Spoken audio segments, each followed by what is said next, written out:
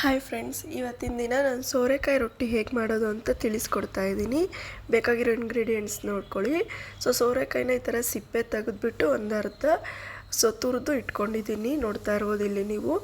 ಆಮೇಲೆ ಕರಿಬೇವು ಸ್ವಲ್ಪ ಚೆಂದಾಗಿ ಹಚ್ಕೊಂಡು ಇಟ್ಕೊಂಡಿದ್ದೀನಿ. ಕೊತ್ತಂಬರಿ ಸೊಪ್ಪು ಚಿಕ್ಕದಾಗಿ ಹಚ್ಕೊಂಡು ಇಟ್ಕೊಂಡಿದ್ದೀನಿ. ಆನಿಯನ್ನು ಚಿಕ್ಕದು ಆನಿಯನ್ ಎರಡು ಕಟ್ ಮಾಡ್ಕೊಂಡು ಇಟ್ಕೊಂಡಿದ್ದೀನಿ. ಶುಂಠಿ ಸ್ವಲ್ಪ ತೊಗೊಂಡಿದ್ದೀನಿ. ನೆಕ್ಸ್ಟ್ ನೋಡ್ತಾ ಇರ್ಬೋದು ಅಕ್ಕಿ ಹಿಟ್ಟು. ಅಕ್ಕಿ ಹಿಟ್ಟು ಒಂದು ದೊಡ್ಡದು ಕಪ್ಪಲ್ಲಿ 2 ಕಪ್ ತೊಗೊಂಡಿದ್ದೀನಿ. ಅದಕ್ಕೆ ಜೀರಿಗೆ ಮತ್ತು ಕಟ್ ಮಾಡ್ಕೊಂಡಿದ್ದಂತಹ ಕೊತ್ತಂಬರಿ ಸೊಪ್ಪು, ಕರಿಬೇವಿನ ಸೊಪ್ಪು, ಆನಿಯನ್ನು ಮತ್ತು ರುಚಿಗೆ ತಕ್ಕಷ್ಟು ಉಪ್ಪು ಮತ್ತು ಸ್ವಲ್ಪ ತುರಿದಿಟ್ಕೊಂಡಿದ್ನಲ್ಲ ಸೋರೆಕಾಯಿ, ಅದನ್ನು ಹಾಕ್ಕೊಂಡು ಚೆನ್ನಾಗಿ ಕಲಿಸ್ಕೊಬೇಕು. ರೊಟ್ಟಿ ಯಾವ ರೀತಿ ತೊಟ್ಟೋದಕ್ಕೆ ಹದ ಬೇಕೋ ಅದಕ್ಕೆ ಕಲಿಸ್ಕೊಬೇಕು. ಇಲ್ಲಿ ನಾನು ಚಿಲ್ಲಿ ಯೂಸ್ ಮಾಡಿಲ್ಲ, ಚಿಲ್ಲಿ ಪೌಡರ್ ಯೂಸ್ ಮಾಡಿದ್ದೀನಿ, ಯಾಕಂದರೆ ನಾನು ಮಗುಗೆ ಕೊಡ್ತಾ ಇರೋದ್ರಿಂದ. ನೀವು ಬೇಕು ಅಂದರೆ ಚಿಲ್ಲಿ 1-2 ಚಿಲ್ಲಿ ಚಿಕ್ಕದಾಗಿ ಕಟ್ ಮಾಡ್ಕೊಂಡು ಹಾಕ್ಕೊಬೋದು. ಅದಾದಮೇಲೆ ನೋಡಿ ಉಪ್ಪು ಹಾಕ್ತಾಯಿದ್ದೀನಿ. ಉಪ್ಪು ಹಾಕಿ ಅದಾದಮೇಲೆ ಸ್ವಲ್ಪ ಶುಂಠಿದು ಪೇಸ್ಟ್ ಇಟ್ಕೊಂಡಿದ್ದೆ ಅಲ್ವಾ, ಅದನ್ನು ಹಾಕಿದ್ದೀನಿ. ಅದನ್ನು ಹಾಕಿ ಚೆನ್ನಾಗಿ ಕಲಿಸ್ಕೊಬೇಕು. ಫಸ್ಟು ನೀರು ಹಾಕ್ದಲ್ಲ ಈ ರೀತಿ ಒಂದ್ಸಲ ಮಿಕ್ಸ್ ಮಾಡ್ಕೊಳ್ಳಿ. ಅದಾದಮೇಲೆ ಸ್ವಲ್ಪನೇ ನೀರು ಹಾಕ್ಕೊಂಡು ಮಿಕ್ಸ್ ಮಾಡ್ಕೊಳ್ಳಿ.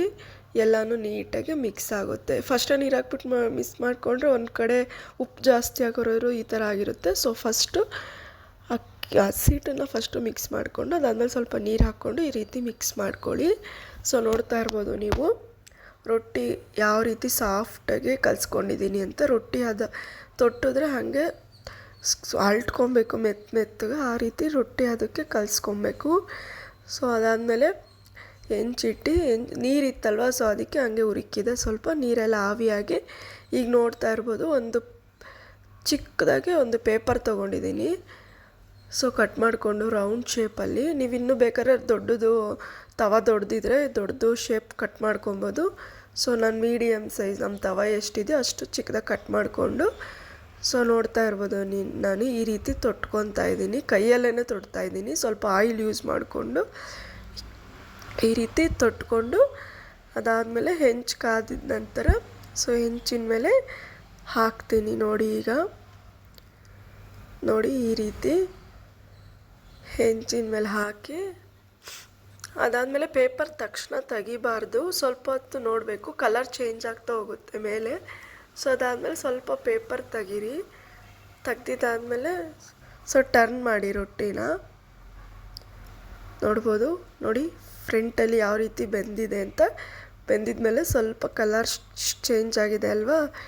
ಈ ರೀತಿ ಕಲರ್ ಚೇಂಜ್ ಆಗೋವರೆಗೂ ಸ್ವಲ್ಪ ಚೆನ್ನಾಗಿ ರೊಟ್ಟಿನ ಟರ್ನ್ ಮಾಡಿಕೊಂಡು ಬೇಯಿಸ್ಕೊಳ್ಳಿ. ಮಕ್ಕಳಿಗೆ ಈ ರೀತಿ ಸೋರೆಕಾಯಿ ರೊಟ್ಟಿ ಅಥವಾ ಹೀರೆಕಾಯಿ ಏನಿರುತ್ತೋ ತರಕಾರಿ ಅದನ್ನೆಲ್ಲ ಮಿಕ್ಸ್ ಮಾಡಿ ರೊಟ್ಟಿ ಮಾಡಿಕೊಡೋದ್ರಿಂದ ಅವ್ರಿಗೂ ರುಚಿಯಾಗಿ ತಿನ್ನಬೇಕು ಅನಿಸುತ್ತೆ. ನೀವು ಅದೇ ಸೋರೆಕಾಯಿ ಸಾಂಬಾರು ಅಥವಾ ಆ ಥರ ಸಾಂಬಾರಲ್ಲೇ ಹಾಕ್ಬಿಟ್ಟು ತಿನ್ನು ಅಂದರೆ ಮಕ್ಕಳು ತಿನ್ನಲ್ಲ. ಈ ಥರ ಆದರೆ ತುರಿದ್ಬಿಟ್ಟು ಹಾಕಿರ್ತೀವಲ್ಲ ರೊಟ್ಟಿಲಿ, ಅಷ್ಟು ಇದೆ ಅಂತ ಗೊತ್ತೇ ಆಗಲ್ಲ ಅವ್ರುಗಳಿಗೆ. ಈ ರೀತಿ ಏನೇ ಇದ್ರೂ ರೊಟ್ಟಿ ಅಥವಾ ಚಪಾತಿಗಳಿಗೆ ಮಿಕ್ಸ್ ಮಾಡಿ ಕೊಡೋದ್ರಿಂದ ಮಕ್ಕಳು ಸಹ ತುಂಬ ಇಷ್ಟಪಟ್ಟು ತಿಂತಾರೆ. ನನ್ನ ಮಗುಗೆ ಈ ಥರ ಸೋರೆಕಾಯಿ ರೊಟ್ಟಿ, ಹೀರೆಕಾಯಿ ರೊಟ್ಟಿ ಈ ಥರದ್ದೆಲ್ಲ ತುಂಬ ಇಷ್ಟ. ನಾನು ಆವಾಗವಾಗ ಮಾಡ್ಕೊಂಡು ಕೊಡ್ತಾಯಿದ್ದೀನಿ. ಅವ್ನು ರೈಸ್ ಐಟಮ್ ತಿನ್ನೋದು ಸ್ವಲ್ಪ ಕಡಿಮೆ. ಈ ಥರ ಮಾಡಿಕೊಟ್ರೆ ಮಕ್ಕಳು ತುಂಬ ಇಷ್ಟಪಟ್ಟು ತಿಂತಾರೆ. ಇದಕ್ಕೆ ಒಳ್ಳೆ ಕಾಂಬಿನೇಷನ್ ಅಂತ ಹೇಳಿದ್ರೆ ಟೊಮೊಟೊ ಚಟ್ನಿ ಮತ್ತು ಮೊಸರು. ನಾನು ಆಲ್ರೆಡಿ ಟೊಮೊಟೊ ಚಟ್ನಿ ಮಾಡಿ ಇಟ್ಕೊಂಡಿದ್ದೆ. ಯಾವ ರೀತಿ ಟೊಮೊಟೊ ಚಟ್ನಿ ಮಾಡಿದ್ದೀನಿ ಅಂತ ಬೇಕು ಅಂದರೆ ಕಮೆಂಟ್ ಬಾಕ್ಸಲ್ಲಿ ತಿಳಿಸಿ, ಅದನ್ನು ಸಹ ಹೇಳ್ಕೊಡ್ತೀನಿ. ನೋಡಿ ಹಣ್ಣು ಟೊಮೊಟೊ ಚಟ್ನಿ ಮತ್ತು ಮೊಸರು ಕಾಂಬಿನೇಷನು ತುಂಬ ಚೆನ್ನಾಗಿರುತ್ತೆ. ವಿಡಿಯೋ ಇಷ್ಟ ಆದರೆ ಲೈಕ್ ಮಾಡಿ, ಶೇರ್ ಮಾಡಿ,